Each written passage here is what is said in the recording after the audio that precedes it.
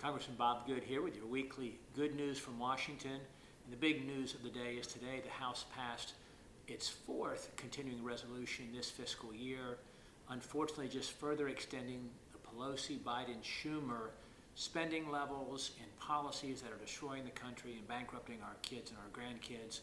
This was sort of just to kick the can down the road, a short-term bridge to what will be almost certainly a larger spending agreement between Speaker Johnson and Leader Chuck Schumer that will actually increase spending, do nothing to secure the border.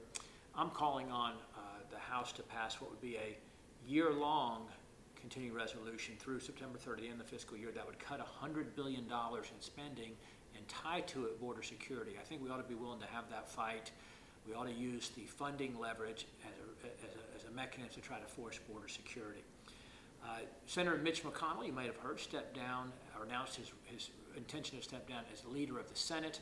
I'm actually encouraged by this. My hope would be that as he departs the minority leader position, that we will elect a true conservative leader in the Senate, someone like Rick Scott, who opposed or ran against Senator McConnell last time.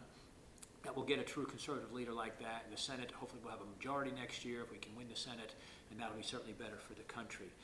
Finally, the Biden administration is pressuring Israel, our number one ally, to accept a ceasefire with Hamas before they have finished the job in doing everything they need to do to defend their country and protect their citizens. I think that is a big mistake. I don't want us to undermine Israel in any way. They need to decide what they need to do to achieve total victory and defend their people. And for that matter, they've got to send a message to their enemies that surround them, who have pledged their destruction, their annihilation. They say that Israel doesn't have the right to exist.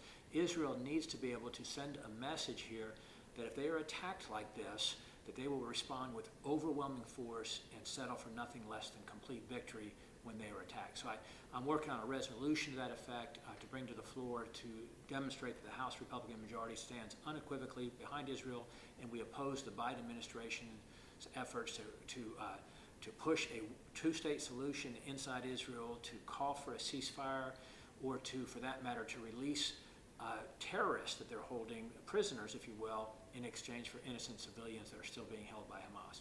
So thank you for the privilege of representing you in Washington, and that's all for this week.